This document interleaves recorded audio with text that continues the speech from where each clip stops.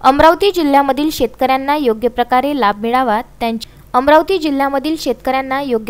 लाभ मिळावा त्यांची कुठेही फसगत होता कामा नये असे आदेश जिल्हा परिषदेचे अध्यक्ष बबलू देशमुख यांनी कृषी व पशुसंवर्धन विभागाला दिले। जिल्हा परिषदेच्या स्थायी समितीत सदस्य रवींद्र मुंदे यांनी शेतकऱ्यांविषयी योजना व सुनील डिके यांनी चांदा ते बांधा अंतर्गत किती शेतकऱ्यांना लाभ दिला असल्याचे विचारले असता 12,000 गटापैकी फक्त 125 गटाला लाभ दिल्याचे निदर्शनास आले। त्यामुळे कृषी विभागाने समन्वय ठेवून काम करण्याचे निर्देश दिले। तर महेंद्र गैलवार यांनी पशुसंवर्धन संबंधात ऑनलाईन प्रश्न विचारला असता शेतकऱ्यांना त्यांच्या उदरनिर्वाहाकरिता वाटलेल्या कोंबड्या जिवंत आहे किंवा नाही किंवा शेतकऱ्यांनी विकल्या हे पाहण्याची जबाबदारी पशुसंवर्धन विभागाची आहे। त्याचा अहवाल पुढील बैठकीत ठेवण्याचे निर्देश अध्यक्ष बबलू देशमुख यांनी दिले।